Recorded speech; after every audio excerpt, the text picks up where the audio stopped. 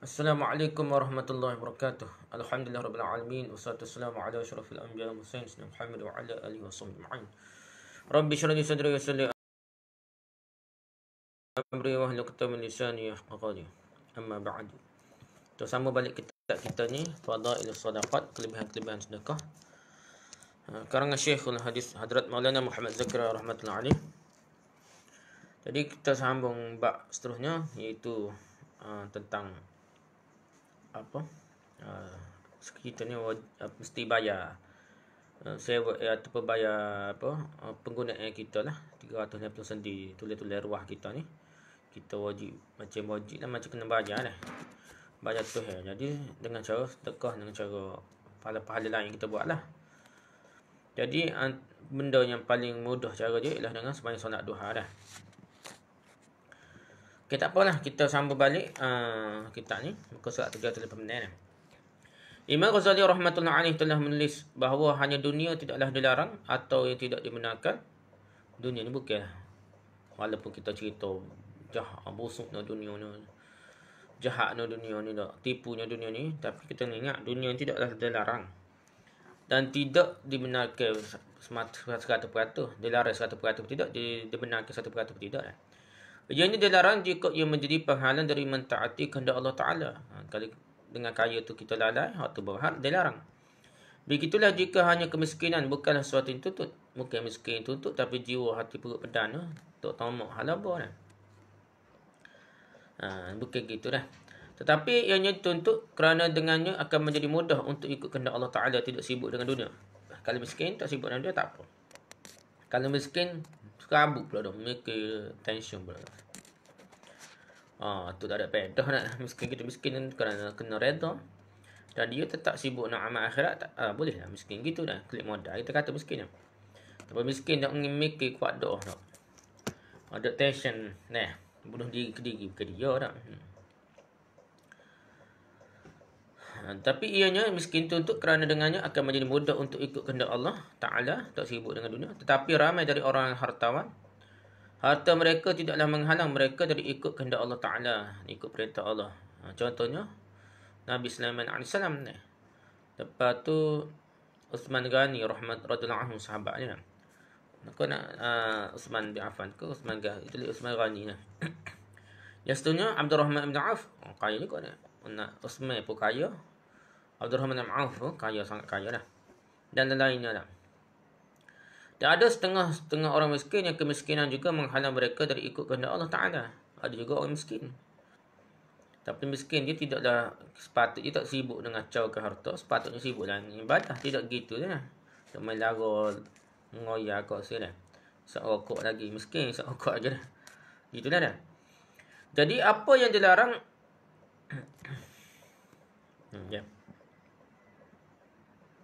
cinta dan tamak halaba pada harta dalam keadaan kemiskinan juga menjadikannya tergelincir dari jalan kebenaran. Dia miskin, sesak dah. Tapi dia tamak halaba dah.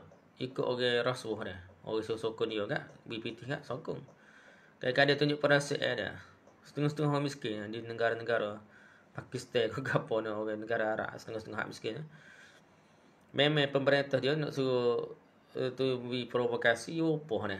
Pasal pak kita begitu juga kadang-kadang beri 50 hias 100 tak. Round motor ke apa dah. Gitulah ni. Jadi begitu juga. Kerana miskin tu sanggup jadi jadi balaci pemimpin yang rakus ni. Gitulah berjadinya nak. Kerana tamak halaba dunia. Besar, soalan besar sangat 50 hias. 150 hias dah. Biarlah maruah tergadai, kebenaran tergadai, asalkan dia boleh pitih. Ni orang miskin tamak halaba. Jadi apa yang dilarang dan tidak dibenarkan oleh syariah ialah cinta pada harta. Agama tak usah ni cinta pada harta. Kalau dia kaya tak cinta pada harta, sedekah semacam tak apalah. Sama ada dengan memilikinya seperti orang kaya maupun tanpa memilikinya seperti orang miskin. Yang tamak pada dunia tak usah lah. Miskin tak ada harta tapi gila dengan harta dah. Mudah nak terima rasuah kenapa orang sampai ke gadak agama. Ada setengah suruh berlaku ni, berlaku jadi tokcar. Berlaku jadi tokcar bayar berapa ratus, sanggup dah. beratus ya bayar tak sanggup jadi tokcar biar boleh jadi murtad tak nak cara dah. Jadi ni orang miskin kita dah. Hakikatnya lah dunia merupakan kekasih bagi mereka yang lalai dari Allah. Gitulah. Ini jadi di Indonesia ada apa tempat-tempat miskin kan ada orang Kristian masuk dengan tabur harta lah. Di Afrika ke di mana-mana kau dah panggil missionary pokok Kristian ni dia tabur duit lah dah. Begitulah kan ada miskin mudah terpengaruh. Dan ada juga pendakwah Islam pun dia kaya dah nama apa negara Arab ni. Kita tak suruh zakir naik ya kita nampak dah dia pun hebat juga berjuta-juta masuk Islam dengan dia dah. Di benua Afrika ni. Kerana kita orang susah ni. Kita orang susah ni. Gitulah manusia ni. Kalau ditolong orang susah lah dengan kebenaran dan walaupun mula dia masuk Islam tu bukan dengan iman kuat lah terpengaruh dah. Tak murtad pun terpengaruh tapi kita harap-harap dengan ilmu yang bertambah ya jadi betul iman dia lah. Gitulah harapan kita dah. Pencintanya yang miskin itu terpisah daripadanya. Tapi pencinta dunia ni yang miskin terpisah daripada dunia dan bermati-matian untuk menemui dunia tanpa pedulikan kehendak Allah Ta'ala. Ada juga gitu dah. Ikut dia tawa dah. Siapa ketergadak agama dah. Pencinta dunia yang kaya itu sudah pun menemuinya. Beza gitulah. Dunia, pencinta dunia yang dia tu kaya, ada dah lah. Boleh merasai kaya dia. Dah sedang sibuk menjaga dunia tu lah. Lalai daripada Allah nak. Sibuk menjaga dunia, menghitung dunia dan menikmati kelazatan dunia dalam keadaan lalai daripada Allah. Tu masalah fitnah. Orang kaya pula gitu dah. Dia setengah tu kita tak tahu lah. Orang kaya dah. Siapa kau tahan. Dia buat kereta baru putih. Kereta Lamborghini tu. Motor besar-besar dah. Dah. Budak-budak muda mari tengok. Jadi macam showroom rumah dia dah. Budak-budak muda bukan belakang lah. Hak saya dia lah. Nak bunyi tu. Tak ada pada sikit abang pitih banyak-banyak. Bagi tolong orang PKP susah-susah ni. Gitu cerita dia. Orang lalai. Tetapi keadaan yang biasa adalah orang yang terlucut daripadanya lebih aman. Tadi fitnah dunia berbanding dengan orang yang sudah menemuinya. Gitulah biasanya. Biasanya orang yang miskin ni tidaklah fitnah tidak banyak biasanya. Tapi ada juga lah terfitnah kerana kejahilan. Dan begitulah biasanya kurang sikit lah orang yang biasa yang tidak kaya ni biasanya terbebas dari fitnah dunia dan harta ni daripada orang yang sudah menemui harta dan memiliki harta dan kekayaan dunia lah. Sebab orang hartawan itu biasanya terperangkap dalam fitnah ujian harta. Inilah sebabnya Hadrat sahabat radhiyallahu anhum berkata, gitulah ada orang ke harta banyak ni lalai bagi ke asin lah. Ya ada juga kadang sedekah tapi sikit je benar dengan harta dia walaupun duk suhu duk buat apa bangunan kau mana-mana dah.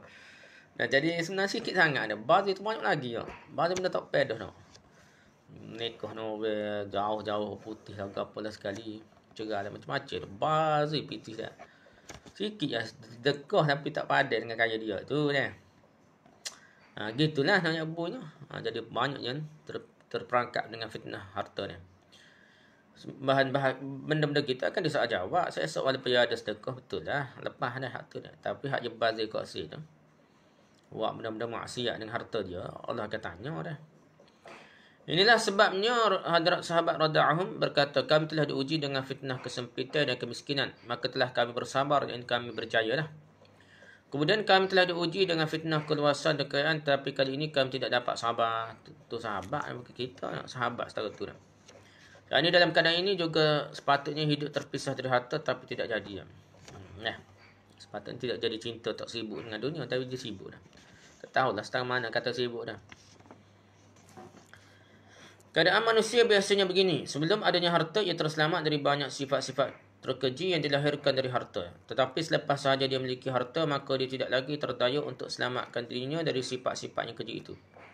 Jarang lagi dijumpai orang yang memiliki harta tapi terselamat dari kemudaratan harta.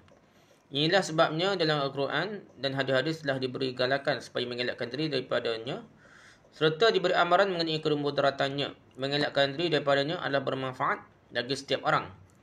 Ulama mengatakan bahawa menyentuh barang ringgit dengan tangan serta bermain-main dengannya tanpa keperluan juga mengurangkan kemanisan iman. Tak pegang duit je. Nak suruh tengok sedap tengok duit. Jadi kurang iman.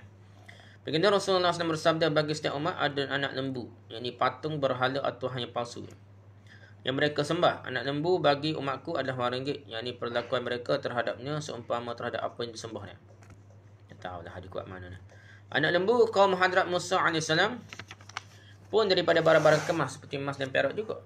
Asalnya harta juga dia. Ni Ihya Ulumuddin lah. Gitu lah. Masalah tak. Kekuatan tak tahu.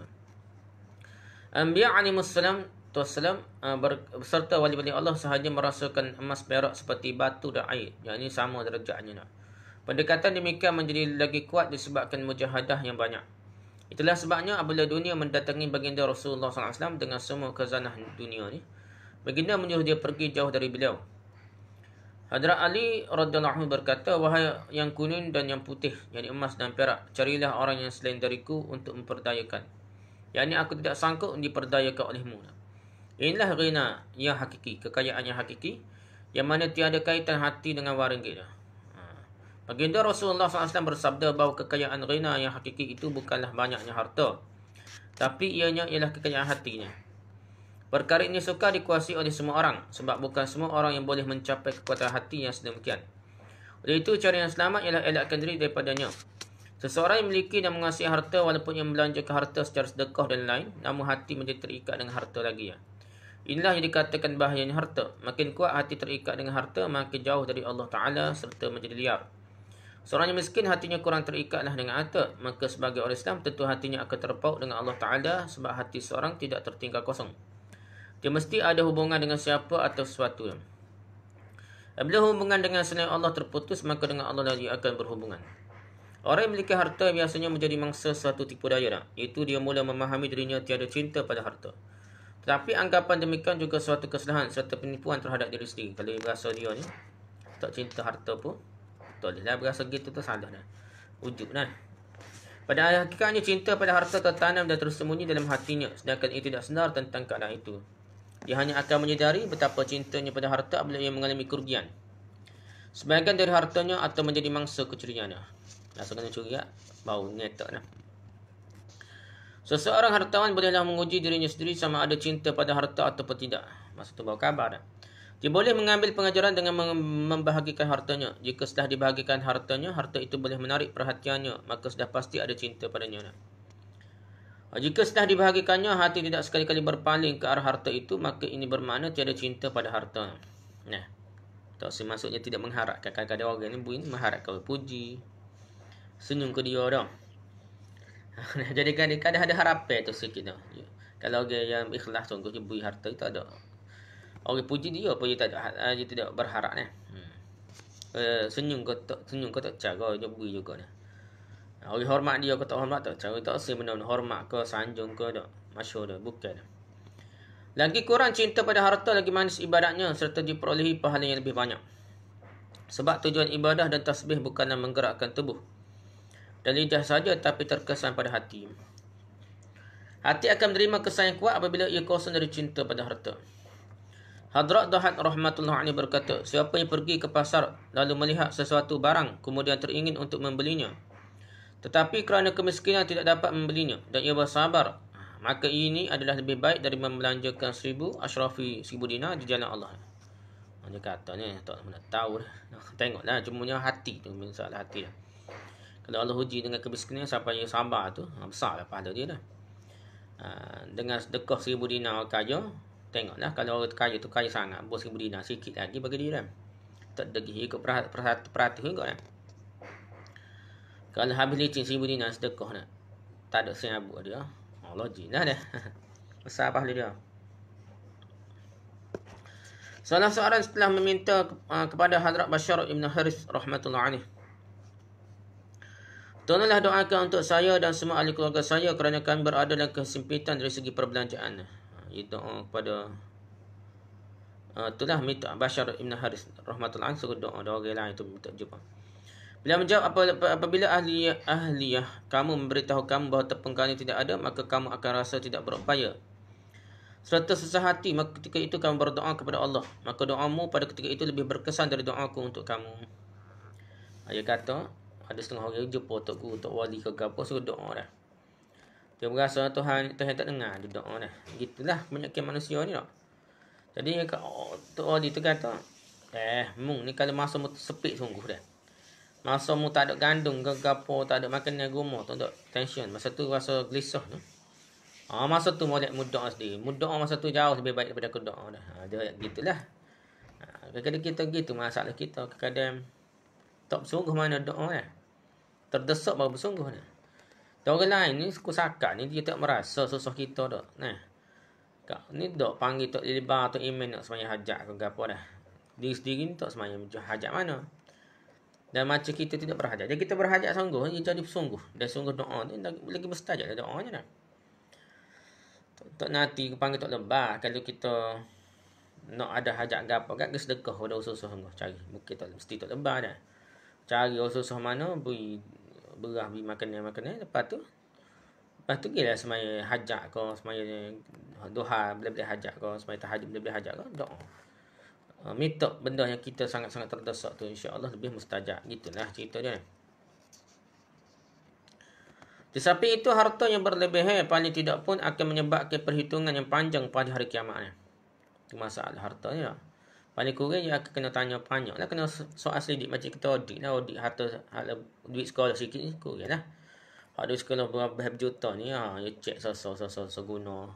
Masuk gana tu beli gana habis cek dah. Resip habis cek. Disebabkan harta lah Hadrat Abdurrahman bin Auf radhiyallahu lambat masuk ke syurga. Seperti mana telah berlalu sabda Rasulullah SAW. Jadi dia ni Abdurrahman ni tetap pahala banyak. Moga sedekah banyak tapi bila-bila gitu pun kena soal sendiri juga dah. Sumber memang mana. Sedekah ni kena cek sedekah betul kau kebaikan ikhlas tak ikhlas macam-macam lah dia cek dia banyak harta dia. Dia lambat lah masuk syurga sikit lah. Tapi darjat dia tinggi juga di syurga pasal dia ni orang dia jamin syurga dah. Inilah sebabnya Hadrat Abu Darda radhiyallahu berkata, saya tidak suka sehingga begini, iaitu saya memiliki sebuah kedai di perkarangan pintu masjid yang mana setiap waktu solat saya boleh menunaikan solat secara berjemaah. Saya akan sibuk dalam zikir dan amalan-amalan yang lain. Sementara pada setiap hari dari pendapatan kedai tersebut saya boleh membelanjakan 50 dinar sebagai sedekah. Jadi dia kata dia tak, kalau nak itulah kena nego pun dekat dengan masjid kita kata lah. Lepas tu dia ni kedai nego tu masa waktu jemaah tu ke masjid dah. Lepas sibuk dengan zikir dan amalan lah. Lepas tu tiap-tiap hari tu utun negonya 50 dinar setiap hari sebagai sedekah. Dia nak gitu barulah boleh dia kata nak nego dah. Ada orang bertanya apakah salahnya bila menjawab penghisapan akan menjadi panjang. Tapi masalah kaya ni tak sin sebab ni takut jadi panjang perhitungan hisap jadi banyak lah cek caranya dah. Hadrat Sufyan rahmatullahi alaihi berkata bahawa orang miskin telah memilih 3 perkara. Dan orang kaya pun memilih 3 perkara. Yang dipilih oleh orang miskin ialah kerehatan diri, kelapangan hati dan perhitungan yang ringan. Itu harapan orang miskin dah. Boleh rehat pada dah miskin pun dah. Lapis hati tenang pun tak serabut pun tak apa dah. Yang penting hisap di hari akhirat mudah kan. Orang kaya pun memilih kesusahan diri dari hati yang sibuk dan perhitungan yang panjang pada hari kiamat. Itu biasa. Kadang-kadang kita nampak je orang bisnes macam orang kaya dah. Tapi dia nak boleh jaya tu, nak stabil perniagaan dia, memikir pula dah. Tambah-tambah PKP dah. Macam-macam cara nak stabil perniagaan dah.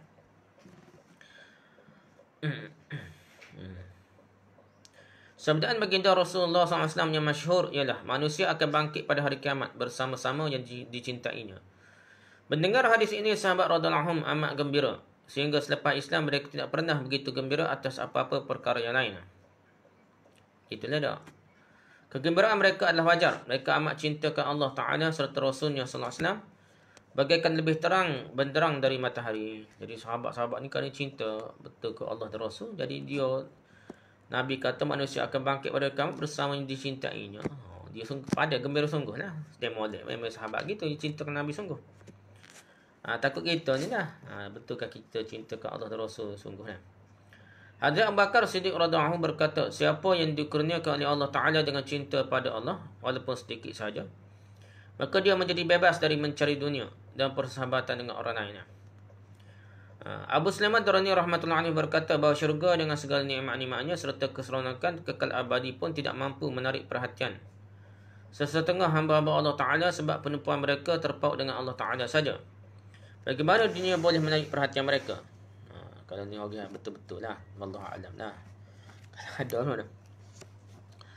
Hadrat Isa AS semasa berjalan melalui satu kumpulan manusia, itu terdiri dari mereka terlalu lemah dan berwajah pucat. Baginda bertanya kepada mereka, bagaimanakah kamu boleh menjadi sebegini? Mereka menjawab, takut pada neraka Jahannam menjadikan kami sebegini.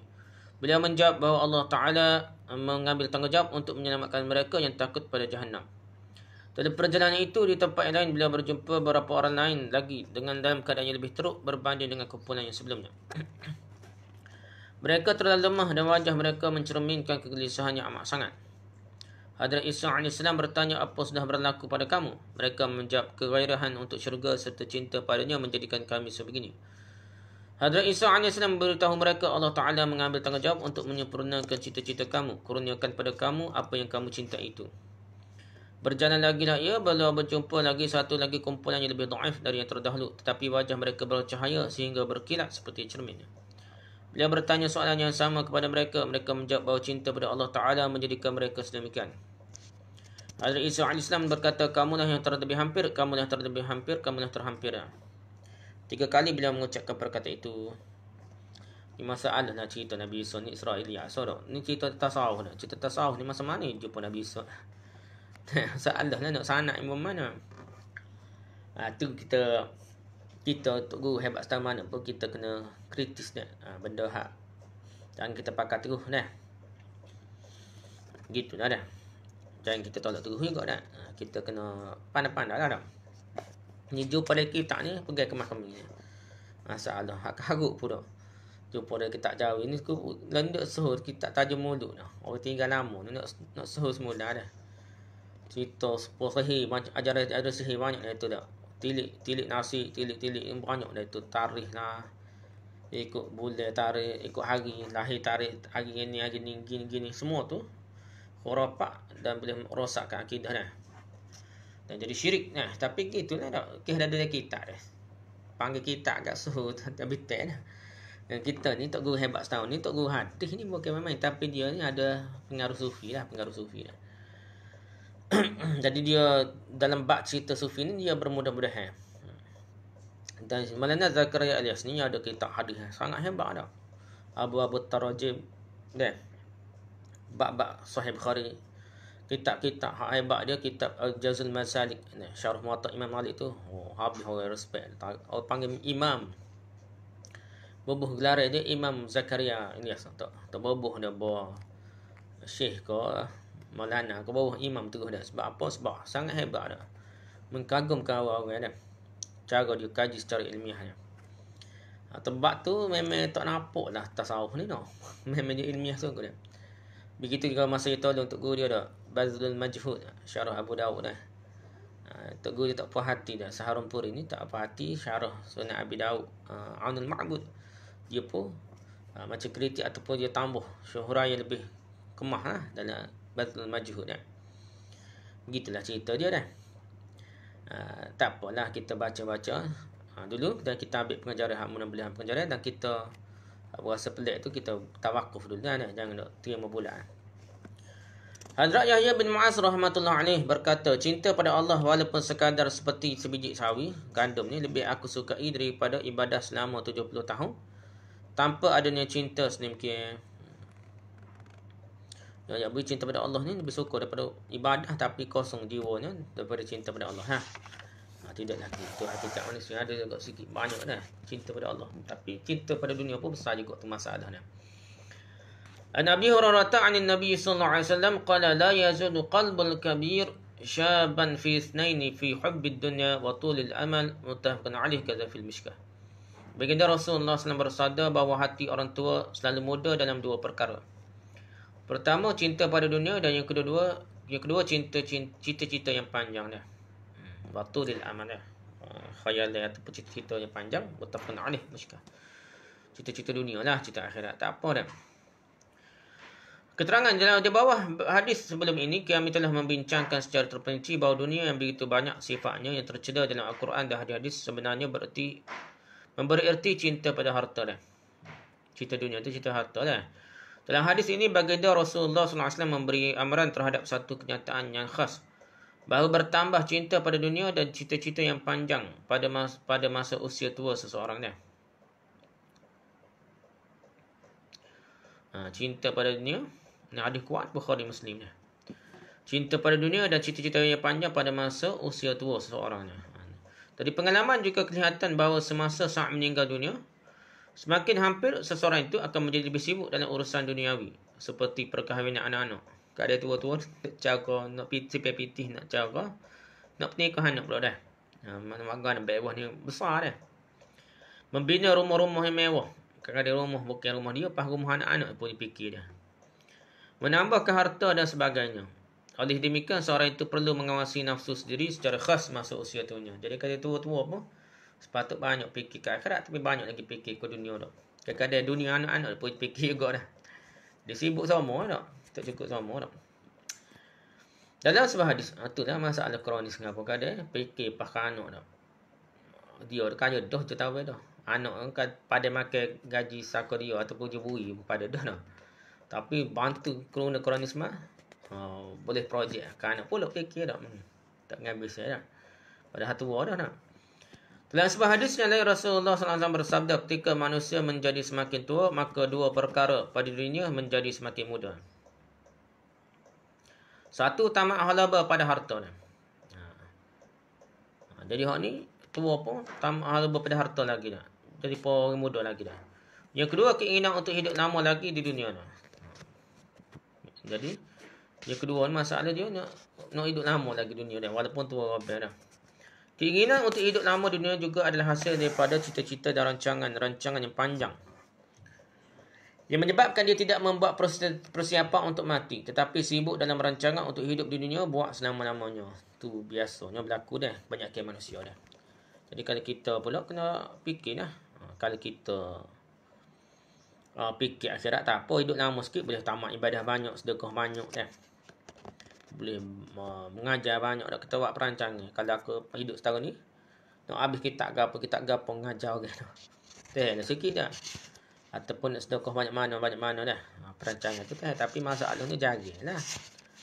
Tu betul-betulnya dah sikit-sikit yang lain tu banyaknya nak berfoya-foya dah. Tak habis dah. Lepas anak cakap cucu lah padahal. Gitulah dah. Suatu ketika baginda Rasulullah SAW telah melukis satu rajah berempat segi sebagai tamsilan, sebagai perumpamaan. Di tengah-tengah rajah tersebut baginda melukis satu lagi garis yang panjang hingga terkeluar hujungnya dari dalam empat segi itu dah. Selepas itu baginda melukis garis-garis kecil dalam empat segi tersebut. Kemudian rajah tersebut yang dilukis oleh baginda terdapat berbagai-bagai riwayat. Yang paling mudah memahaminya kami rasa seperti yang berikut. Ni itu tunjuk gambar rajah dia dalam buku ni. Di bawah banyak riwayat ada setengah tersebut empat segi ni. Ada setengah sebut empat segi. Apalah. Kemudian baginda bersabda, garis yang tengah ini adalah manusia dan garis-garis yang mengelilinginya dengan rupa bentuk empat segi ini ialah kematiannya. Manusia tidak mampu keluar daripadanya sama sekali. Dan garis yang nampak terkeluar daripadanya ialah angan-angan dan cita-cita manusia. Yang lebih panjang daripada tempoh hayatnya. Garis yang kecil di sebelah kanan dan kirinya merupakan penyakit. Dan lain kemalangan yang sentiasa menuju ke arahnya. Tiap-tiap satu garis merupakan satu musibah, satu kemalangan. Jika ia selamat dari satu, maka yang kedua perlu menguasainya. Di samping itu, kematiannya tetap melingginya sehingga tiada jalan untuk lari daripadanya. Tetapi garis yang mengkuali angan-angan, manusia sudah melebihi tempoh hayatnya dah. Angan-angan lebih lah. Siapa lebih daripada kematian dah. Dalam hadis lain, baginda bersabda sambil meletakkan tangannya yang berkat di belakang kepalanya berkat. Inilah kematian manusia yang sentiasa berada di atas kepalanya. Kemudian sambil menghulurkan sebelah tangan lain ke arah jauh, baginda bersabda, inilah cita-citanya, hasratnya yang sedang mara jauh. Cita-cita tu jauh sangat ada. Dalam hadis lain baginda bersabda, permulaan kebaikan umat ini bersama keyakinan akhirat serta kebencian terhadap dunia dan fasadnya keburukan dunia bermula dengan kebakhilan harta serta panjang-panjang cita-cita dunia. Harta fasad dan benda buruk. Bakhil harta dan panjang cita-cita dunia. Dalam hadis yang lain, baginda bersabda, bahagian permulaan umat ini telah memperoleh kekayaan kerana keyakinan kepada Allah serta tidak meminati dunia. Dan bahagian akhir umat ini akan binasa kerana kebakhilan, kerukuan serta cita-cita dunia yang panjang. Dalam sebuah hadis yang telah menyatakan sabdaan baginda Rasulullah SAW, tidak lama lagi akan tiba satu zaman ke atas umat ini bila mana manusia akan memanggil satu sama lain untuk menguasai serta menghancurkan kamu, yakni orang Islam. Seperti manusia ketika berada di atas soprah mempelawak orang lain untuk makan. Zaman lagi manusia ni macam lah ni kita kata tak. Ada timbul kau kapi sama dah Islam. Setiap kaum akan memanggil kaum lain agar orang Islam ini dihapuskan terlebih dahulu dah. Sahabat radhiyallahu anhum bertanya, "Ya Rasulullah, apakah bilangan kami pada masa itu akan menjadi terlalu kecil?" Orang Islam sikit ke masa tu, siapa akan timbul dengan nak kau kafir ni, tak ada pembelaan ni. Yang mana orang kafir akan berani berbuat sedemikian? Zaman Nabi, zaman sahabat tak ada berani dah. Kumaha orang Islam masa tu dah. Baginda menjawab, "Tidak, akan tapi bilangan kamu pada masa itu lebih besar berbanding dengan yang ada sekarang." Orang Islam masa tu ramai berbanding zaman sahabat, zaman Nabi dah. Zaman tabi'in besar, kau besarkan umat Islam, kau ramai dah. Tetapi keadaan kamu pada masa itu seperti buih-buih ketika banjir, seolah-olah tidak bernyawa dah. Dan dari hati musuh-musuh kamu akan hapus perasaan takut terhadap kamu. Dulu kafir takut kau Islam, lalu kafir tak takut dah. Dalam hati kamu sendiri akan wujudnya wahan, penyakit wahan.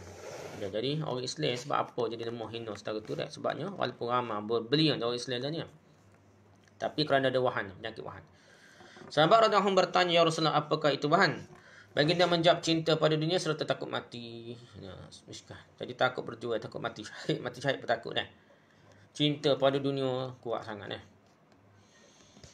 Ummu Walid radhiyallahu anha merupakan anak perempuan Hadrat Umar radhiyallahu anhu.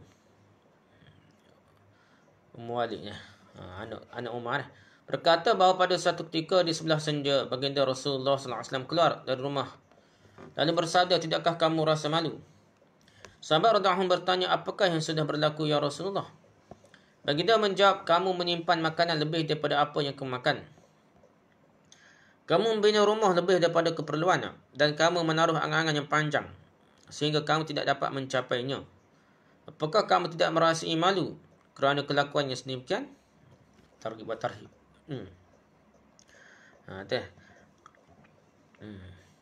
Jadi yang ini membina rumah lebih daripada keperluan bermakna seorang itu patut membina rumah setakat keperluannya sahaja dah.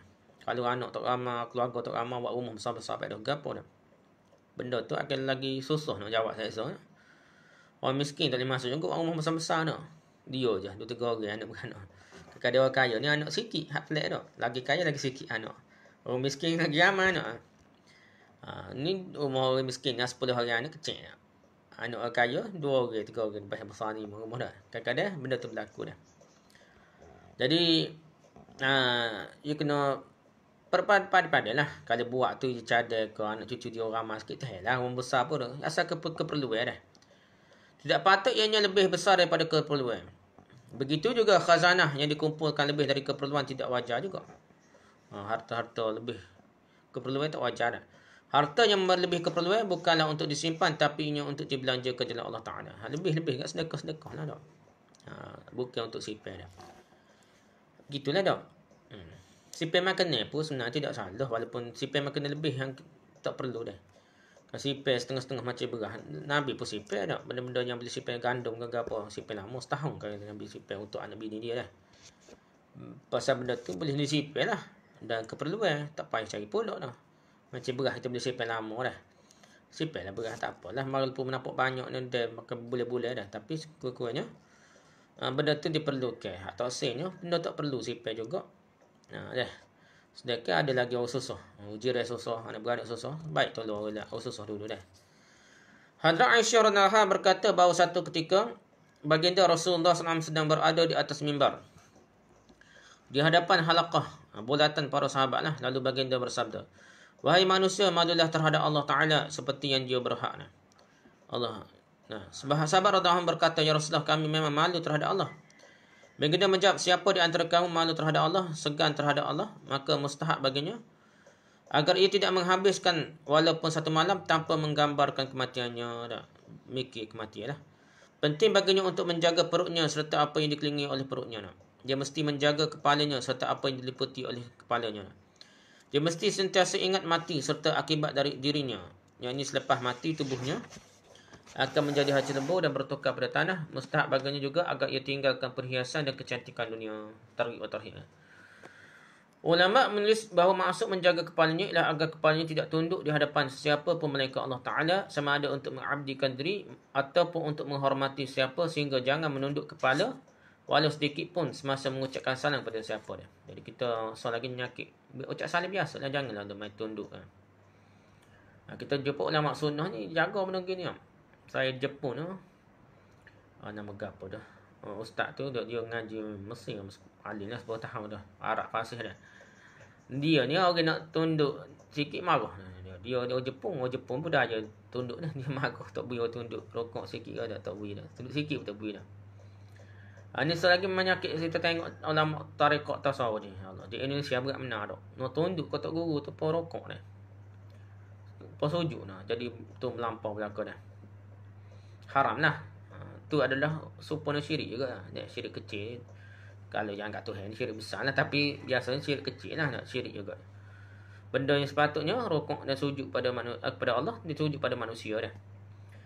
Dan bahawa maksud apa yang diliputinya ialah dia mesti menjaga mata, telinga, lidah dan lain-lain yang berkenaan dengan kepala dah.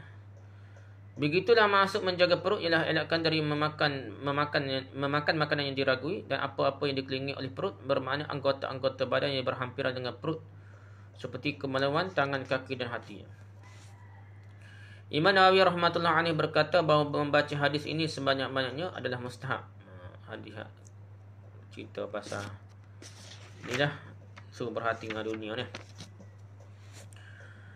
Hadrat Abdullah bin Mas'ud radhiyallahu anhu berkata bahawa satu ketika baginda Rasulullah sallallahu alaihi wasallam bersabda, "Wahai manusia, seganilah Allah seperti yang dia berhak disegani." Kami telah berkata, "Ya Rasulullah, syukur kehadrat Allah Ta'ala, kami semua segani Allah Ta'ala dengan sempurna." Maka baginda menjawab, tidak segani macam biasa, tapi hak Allah untuk disegani ialah seseorang itu mesti menjaga kepalanya serta apa yang diliputinya. Dia mesti menjaga perut serta apa yang dikelilinginya. Jadi kemaluan dan lain-lainnya lah. Mustahab baginya untuk mengingati mati serta kemusnahannya dengan kadar yang banyak. Yang selepas mati ia akan hancur lebur dan menjadi tanah. Dan siapa yang ingin akhirat mestilah meninggalkan kecantikan dan perhiasan dunia. Targhib wa tarhib. Mengingati mati sebanyaknya memainkan peranan yang besar untuk menjadikan seorang itu tidak peduli kepada dunia serta memendekkan harapan dan cita-cita dunia. Sebab itulah baginda Rasulullah SAW memerintahkan untuk mengingati mati sebanyak-banyaknya. Salah seorang datang kepada baginda Rasulullah SAW lalu bertanya, "Ya Rasulullah, siapakah zahid, orang yang zuhud yang paling besar?" Baginda menjawab, "Sesiapa yang tidak melupakan mati serta hakikat bahawa setelah mati ia, yang tubuhnya akan menjadi hancur lebur. Ia menjauhkan dirinya daripada kecantikan dan perhiasan dunia. Ia mengutamakan negeri akhirat dari dunia. Tidak yakin dengan kehidupan pada hari esok, dan ia mengira dirinya di kalangan orang-orang yang sudah mati." Targhib wa tarhib. Yang ini tidak lama lagi saya akan mati dan bersama mereka yang sudah mati juga. Dia kena mikir gitu dah. Hadrat Abu Hurairah radhiyallahu anhu menukilkan sabdaan baginda Rasulullah sallallahu alaihi wasallam, "Banyaklah mengingatkan akan mematahkan segala kelazatan. Sesiapa yang ingin mengingatinya dalam keadaan yang sempit, maka ia menjadi asbab keluasan serta kemudahan. Jadi ia menikmati ketenangan jiwa dengan ingat bahawa dengan apa jua keadaan mati itu pasti akan datang serta menyebabkan segala kesusahan berakhir. Sesiapa yang mengingatinya dalam keadaan berada, menyebabkan kekurangan dalam perbelanjaan. Jadi fikir mati menjadikan kurang keinginan untuk bermewah-mewah. Ada piti bukan nak mewah saja nak keperluan, tak apa dah. Tapi hak lebih-lebih tu sedekah, infak kepada kebaikan. Hadrat Ibn Umar radhiyallahu anhu meriwayatkan sabdaan baginda Rasulullah sallallahu alaihi wasallam, "Ingatlah sentiasa akan perkara yang menghancurkan segala kelazatan, iaitu matinya." Hadrat Anas radhiyallahu anhu berkata bahawa satu ketika baginda datang melihat sahabat radhiyallahu anhum sedang ketawa dah. Maka baginda bersabda, "Perbanyaklah ingat akan perkara yang memusnahkan segala kelazatan dan keseronokan. Sesiapa yang mengingatinya dalam keadaan senang dan mewah, maka ia menyebabkan kesempitan, yakni permudahkan mengawal diri dari tenggelam dalam dunia lah." Kalau ingat mati ketika dalam senang dan mewah, jadi ia mudah kawal diri dari tenggelam dalam dunia lah. Sebaliknya orang yang mengingatinya dalam keadaan kesempitan sahaja, kesusahan dan kemiskinan baru ingat mati, maka ia menyebabkan kesenangan, menghilangkan perasaan susah hati. Gitulah. Boleh ingat belakang ketika senang ke susah dah. Ketika senang dia sekurang-kurangnya boleh kawal. Jadi daripada larut dengan dunia dah. Ingat mati ketika kaya dah. Ketika miskin ni ingat mati tu dia tidak berasa susah hati sangat dah. Biasa je susah setara dunia, mati pula lagi dah.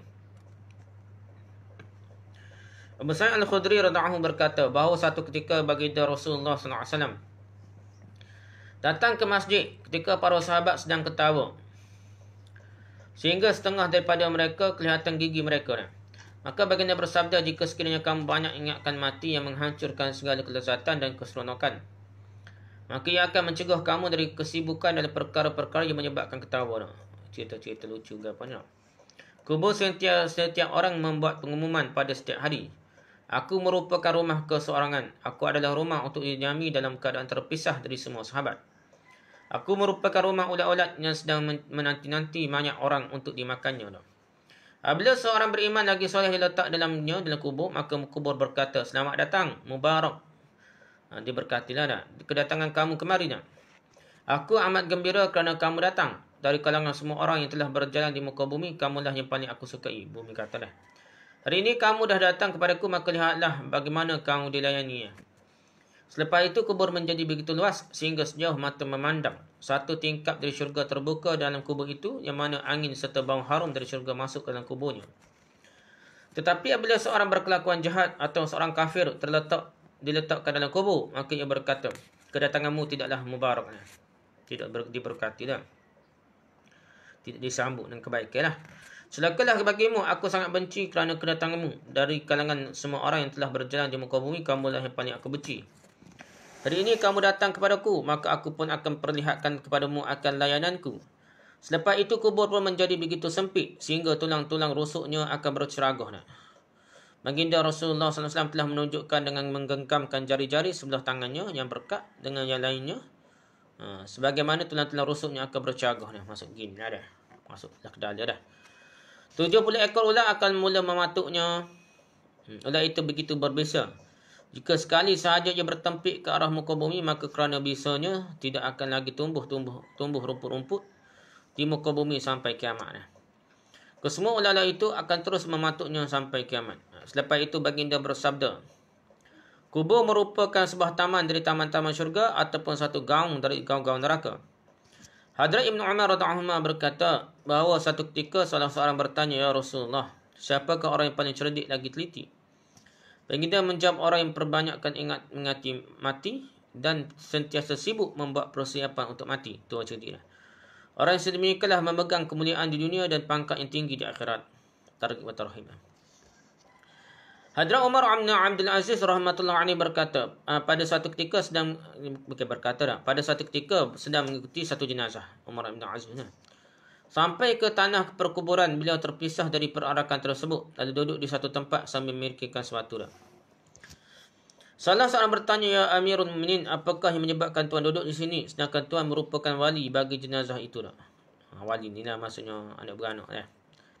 Beliau menjawab, ya, kubur ini bersuara ke arah saya, wahai Umar ibn Abdul Aziz. Tidakkah engkau bertanya kepadaku apakah yang aku berbuat terhadap mereka yang datang kepadaku setelah mati? Saya berkata kepadanya, tolonglah beritahu. Dia beritahu aku, koyakkan kain kafan mereka. Aku hancurkan tubuh badan mereka hingga menjadi kepingan. Aku hisap darah mereka sampai habis. Aku memakan daging mereka. Kubur je lah. Maukah engkau aku beritahu juga apakah aku berbuat pada persendian-persendian tubuh mereka? Aku memisahkan tangan mereka dari bahu, tangan dari lengan, punggung dari tubuh, paha dari punggung, lutut dari paha, betis dari lutut dan kaki dari betis. Lepas itu Hadrat Umar bin Abdul Aziz rahmatullah alaihi mulanya menangis lalu berkata, kehidupan dunia terlalulah singkat. Penipuan dunia terlalu banyak. Yang hebat di dunia hina di akhirat. Yang kaya di dunia fakir di akhirat. Muda di dunia cepat menjadi tua. Yang hidup di dunia tidak lama lagi akan mati. Jangan biarkan dunia menipu dengan menarik perhatian kamu. Padahal kamu selalu melihat betapa cepatnya dunia berpaling dari pencinta dunia. Yang bodoh sahaja mudah terperangkap dan terperdaya oleh dunia. Di manakah pencinta-pencinta dunia yang telah memakmurkan bandar-bandar yang besar, alirkan tali-tali air yang panjang, memiliki kebun-kebun yang luas. Mereka telah hidup di dunia selama masa yang terlalu sedikit, lalu pergi dari sini dengan meninggalkan segala-galanya yang mereka telah miliki. Semasa hidup di dunia, mereka telah menikmati kesihatan yang sempurna serta kekuatan jasmani yang telah memperdayakan mereka, sehingga mereka mulai hidup mengikuti hawa nafsu serta melakukan dosa. Demi Allah, mereka telah dicemburui di dunia kerana memiliki harta yang banyak. Mereka menghadapi bermacam-macam halangan untuk mencari harta. Namun demikian, mereka berjaya mengumpulkan harta yang banyak.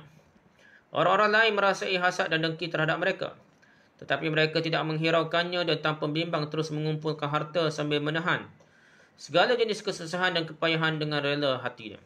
Tetapi lihatlah hari ini, bagaimana keadaan tubuh mereka disiksa oleh bumi dan bagaimana keadaan persendian tubuh mereka. Dan tulang-tulang mereka dimakan oleh ulat-ulat.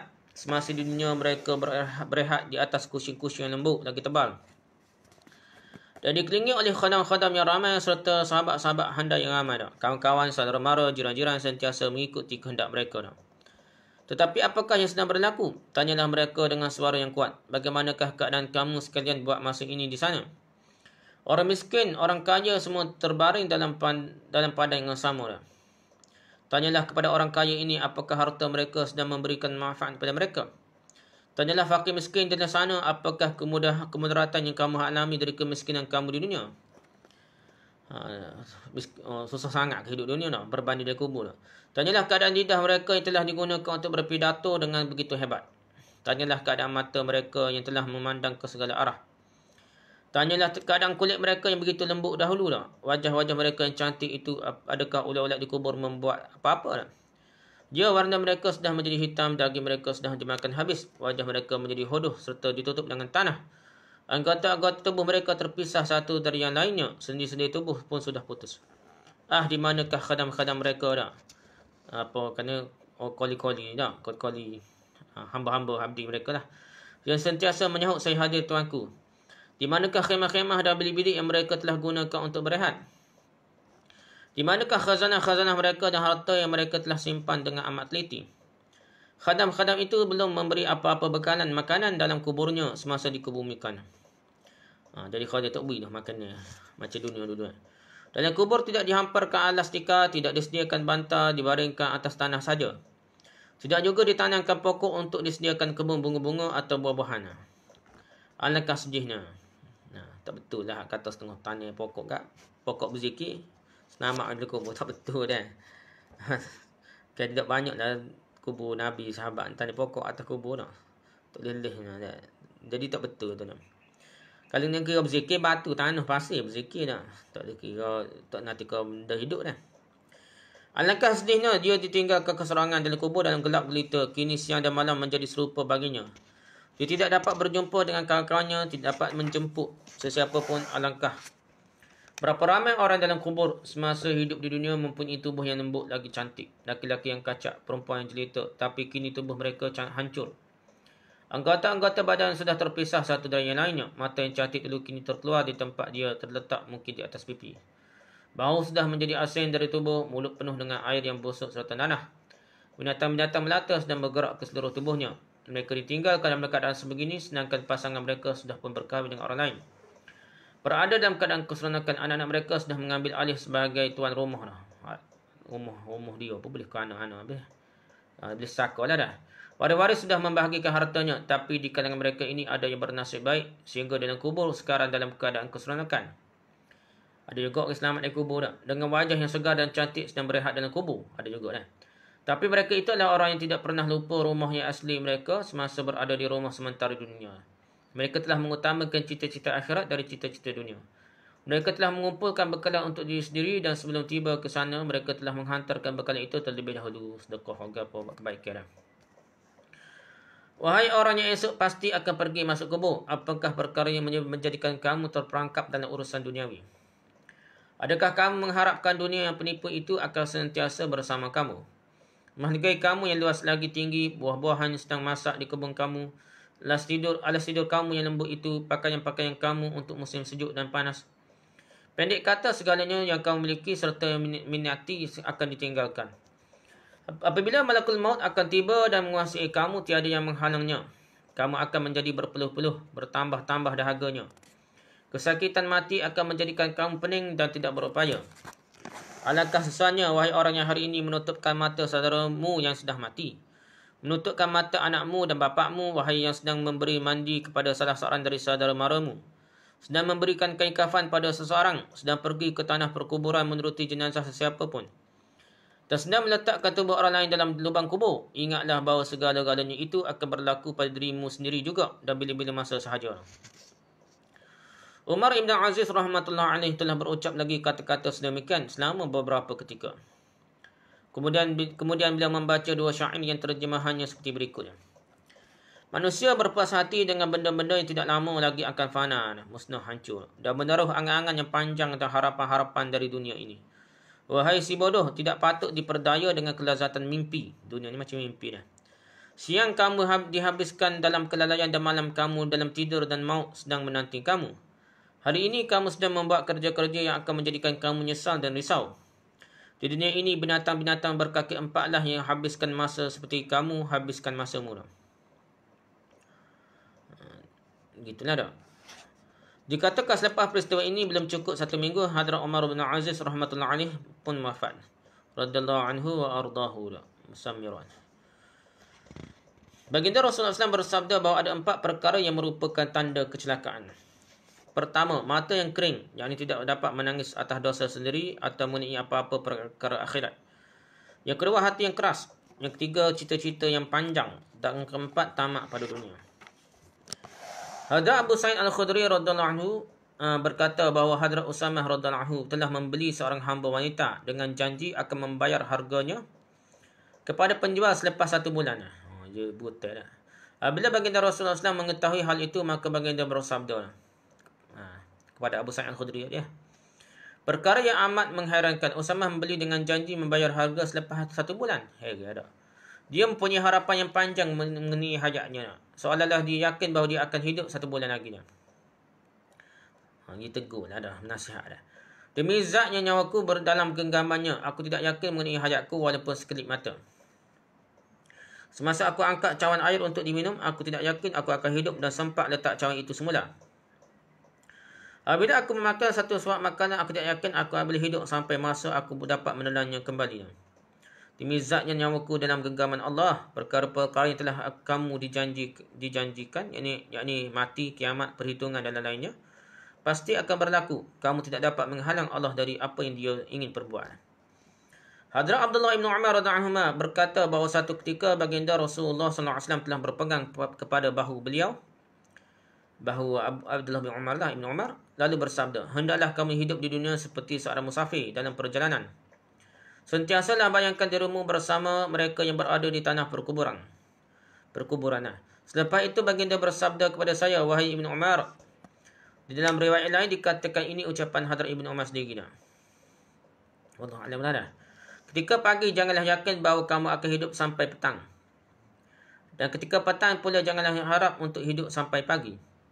Semasa kamu masih sihat, buatlah amalan-amalan baik untuk ketika kamu jatuh sakit nanti, supaya dapat menampung ketika tidak dapat membuat amalan-amalan itu kerana keuzuran atau amalan-amalan yang biasa dilakukan ketika sihat.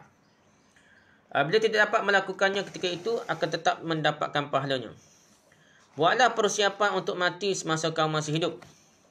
Sebab kamu tidak tahu lagi apakah yang kamu akan dinamakan pada esok hari. Jadi tidak diketahui sama ada kamu akan tergolong esok di kalangan orang soleh ataupun orang-orang bernasib malang.